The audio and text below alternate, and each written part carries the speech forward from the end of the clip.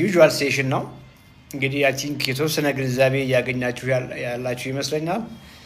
በተለይ አመጋገብ ላይ ኮሸስ እንድትሆኑ ምግብን ዝም ብሎ መመገብ ዋጋ እንደሚያስከፍል በደንብ የተማራችሁ ይመስለኛል። የታመመው የወፈረ ሁሉ ታሟል ማለት አይደለም። ጤናማ ወይት ያለው ሁሉ ጤናማ ነው ማለት አይደለም። ግንዛቤ እያገኛችሁ ነው ብዬ አስባለሁ። እሱም ላይ ትልቁ ነገር የቦዲ ኮምፖዚሽን ነው። አንድ ሰው ኖርማል ቦዲ ማስ ኢንዴክስ ኖሮት እንኳን ሜታቦሊካሊ ሊታመም ይችላል። ኖርማል ቦዲ ዌይት ቦዲ ማስ ኢንዴክስ ኖሮት ማለት ነው። ትልቁ ነገር ሚዛን ላይ ያለ ክብደት ሳይሆን ያ ፋት የቱ ጋ ነው የተቀመጠው የሚለው ነገር ኢምፖርታንት ነው። ኖርማሊ ሰብኩታነስ ፋት ቆዳ ስር ላይ የሚቀመጥ ፋት ፕሮቴክቲቭ ነው፣ ምንም ችግር የለውም። ከሱ አልፎ ሆዳችን ውስጥ ቪዝራል የምንለው ኦርጋን ዙሪያ ላይ ሲሆን ከዛም አልፎ ኦርጋናችን ውስጥ ጉበት ላይ ፋት ሲሆን ጣፊያ ላይ ጡንቻ ላይ ኢነርጂ የሚገባው ኢነርጂ መሄጃ አቶ የትም መኖር ያሌለበት ቦታ ላይ ሲሰገሰግ ፋት ውስጣችን ስናስቀምጥ ነው ለስኳርና ለሌሎች በሽታዎች የሚያጋልጠን። ይሄን ግንዛቤ አግኝታችኋል ብዬ አስባለሁ። ሁልጊዜ የወገባችሁ ልኬት በእምብርታችሁ ትክክል ከቁርስ በፊት ሆዳችሁን ለቀቅ አድርጋችሁ የምትታዩት የወገባችሁ ልኬት ከቁመታችሁ ግማሽ በታች መሆን መቻል አለበት። አንድ ሰው ቁመቱ ሜትር ከ60 ከሆነ 160 ማለት ነው። የ160 ግማሽ 80 ነው እና የወገቡ ልኬት ከ80 በታች መሆን አለበት ማለት ነው። ቀለል አድርጋችሁ ያዙ። ሜትር ከ80 የሆነ ሰው 180 ማለት ነው። ሜትር ከ80 ነጥቧን አንሷት 180 የ180 ግማሽ 90 ነው እና ከ90 በታች ነው መሆን ያለበት። 90 እንኳን ኖርማል አይደለም ነው። ከ90 በታች 85፣ 86፣ 87 መሆን መቻል አለበት። እችኛዋን ብቻ እጅግ ኢምፖርታንት ነው እና በሜጀርመንት ብቻ እምብርታችሁ ትክክል ላይ የምትታዩት የወገብ ልኬት ሁሉ ነገራችሁን ይነግራችኋል። አውርተናል ከዚህ በፊት ስለ ፋስቲንግ ኢንሱሊን ኢምፖርታንስ አውርተናል እና የወገባችሁ ልኬት ከቁመታችሁ ግማሽ በላይ ከሆነ ፋስቲንግ ኢንሱሊን መታየቱ ትርጉም የለውም። ኦልሬዲ ኢንሱሊን ሬዚስታንስ አላችሁ። ትራይግሊሰራይድ ምናልባት ብዙ ጊዜ አውርተናል። እሱ ሞስት ላይክሊ ከፍ ያለ ነው። ወገባችሁ ልኬት ቅድም እንዳልኳችሁ ከቁመታችሁ ግማሽ በላይ ከሆነ ትራይግሊሰራይድ ከፍ ያለ ነው የሚሆነው። ጉበታችሁ ላይ ኦልሬዲ ፋት ጀምሯል።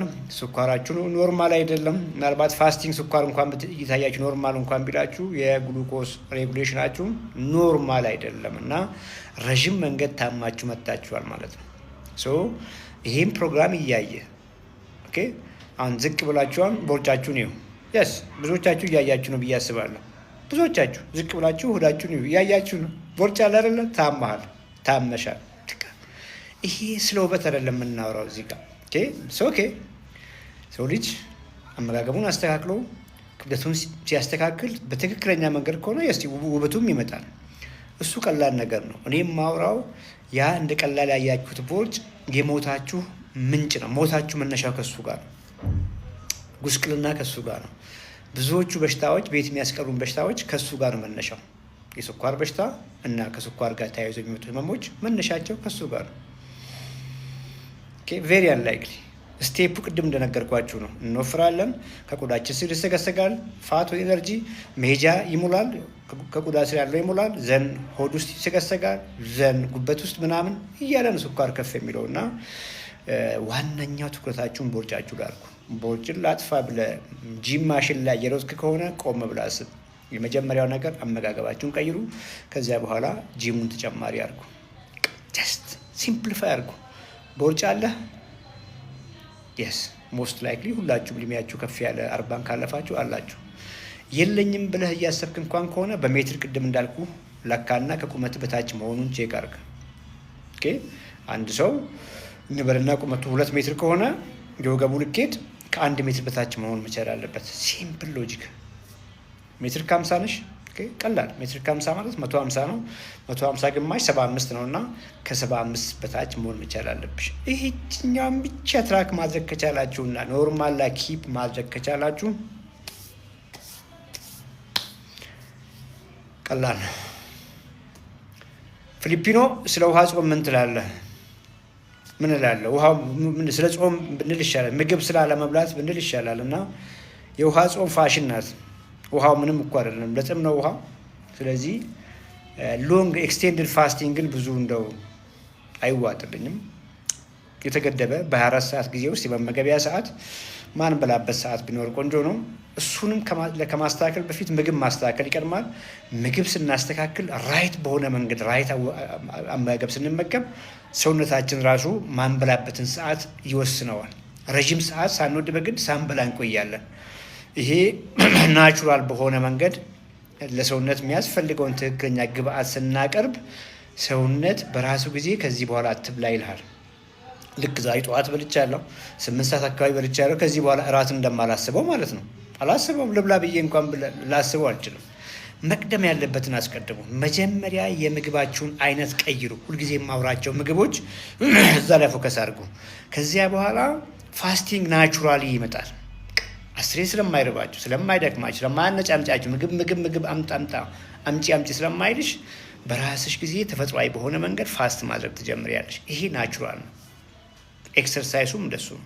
በራሱ ጊዜ ውጣ ይልሃል። ኤክሰርሳይዝ አርግ ይልሃል። አንድ ሰው ታሞ ወፍሮ ቦርጩ በጣም ሂውጅ ሆኖ ብድግ ብሎ ኤክሰርሳይዝ ልስራ ብሎ ቢል አስቸጋሪ ነው የሚሆነው። ስለዚህ ናቹራል ዌይ እናድርግ። መቅደም ያለበት የምግባችሁን አይነት ቀይሩ። የምግባችሁ አይነት የምትበሉት የምግብ አይነት ኦኬ ምን ያክል በቀን ስንት ጊዜ እንደምትበሉ ይወስነዋል። የምግባችሁ ኳሊቲ የምግባችሁን ኳንቲቲ ይወስነዋል። የምትበሉትን የምግብ አይነት ስትቀይሩ የምትበሉትን የምግብ ብዛት መጠን ይወስነዋል። አይነቱ ላይ ፎከስ አድርጉ።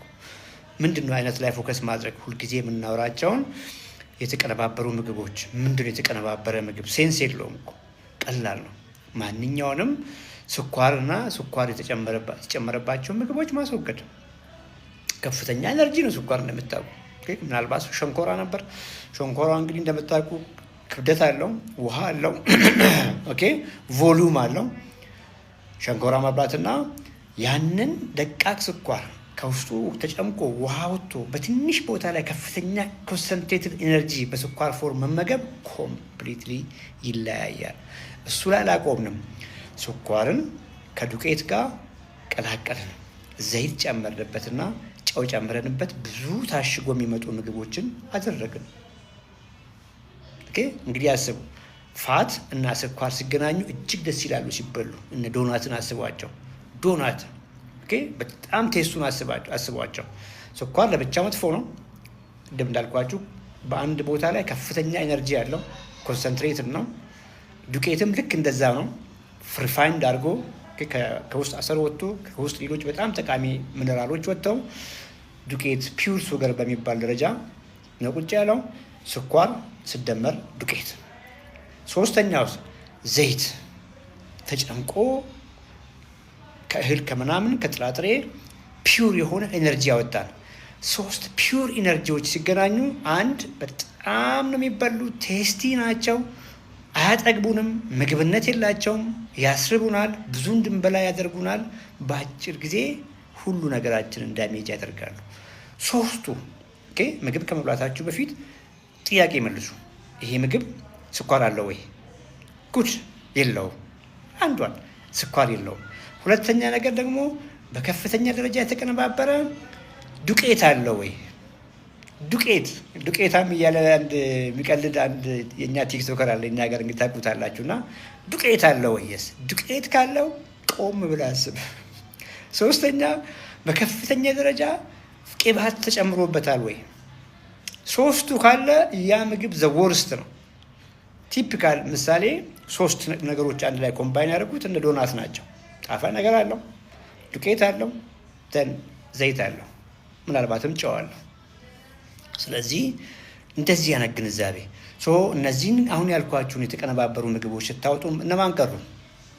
ናቹራል ምግቦች፣ ያልተቀነባበሩ ከመሬት የበቀሉ ግሪን ቬጂቴብሎች፣ ናን ስታርች የሌላቸው ከመሬት ስር ያሉት ስታርቺ ናቸው።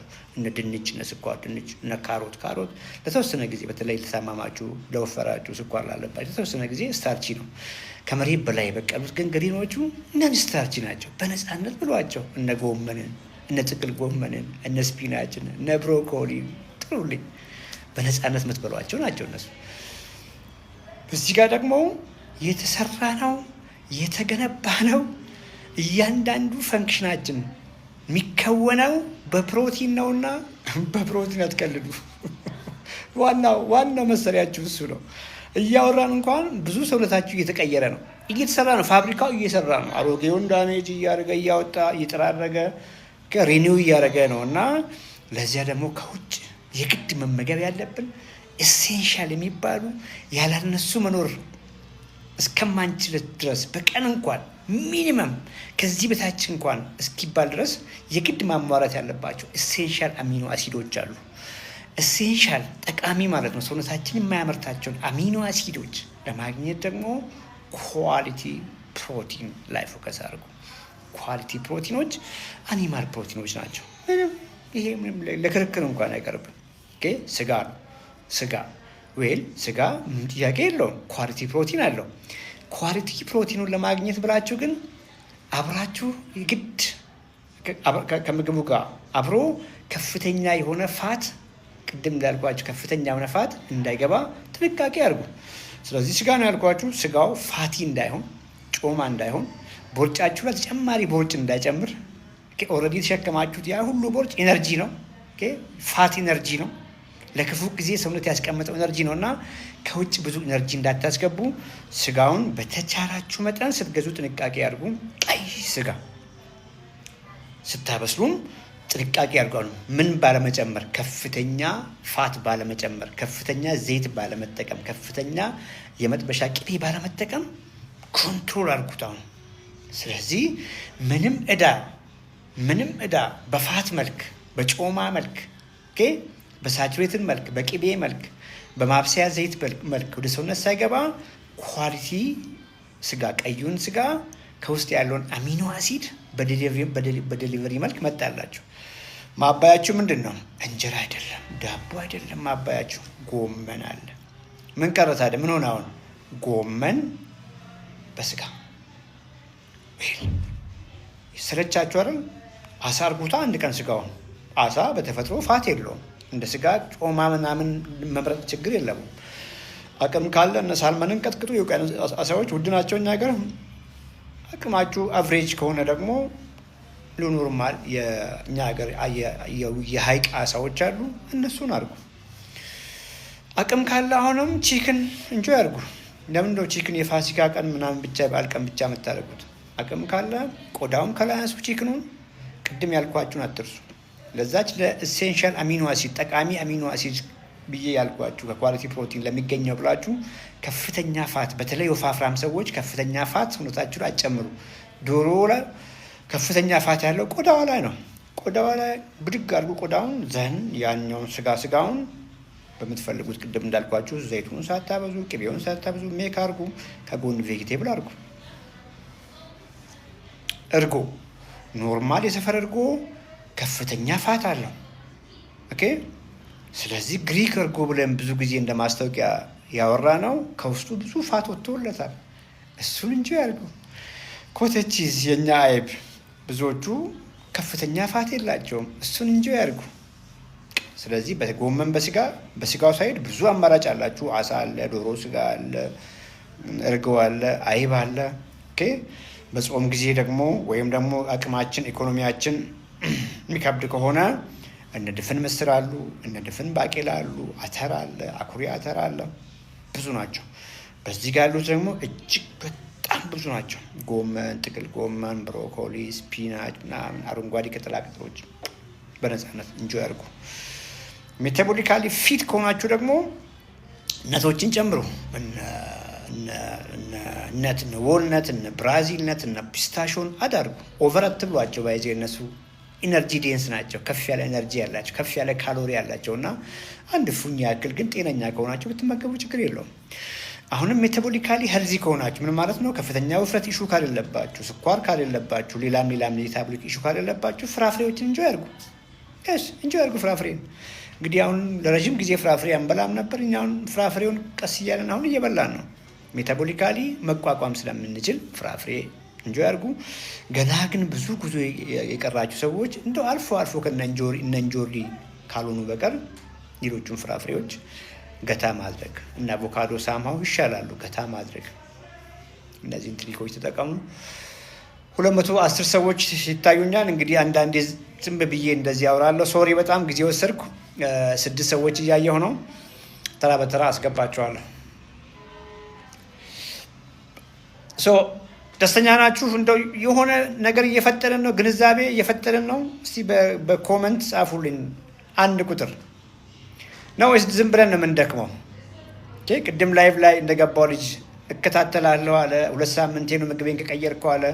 ዛሬ ምን በላሃል ነው እና ፍሩት ፓንች ነው የምበላው ምናምን ልክ እንዳለው ልጅ እየሰማኝ ይሆናልና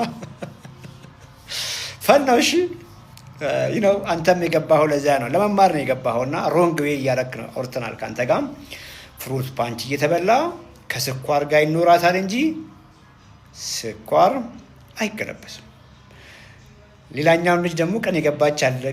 አንዳንድ ቁርጥ እንጀራ ይበላለው፣ ምግቤን ቀይር ያለው ያንተ መንገዳለች። 1 ቁርጥ እንጀራ እየተበላ ከስኳር ጋር ይኖራታል እንጂ ስኳርን መቀልበስ አይታሰብም። ፈጽሞ አታስቡት። 2 ነገር ወዶ የለም። ስለምንወዳቸው አካሎቻችን ስንል፣ ስለምንወደው አይናችን ስንል፣ ስለምንወደው ኩላሊታችን ስንል፣ ስለምንወደው ልባችን ስንል የምንወዳቸውን ምግቦች ማቆም መቻል አለብን። ፋክት ነው።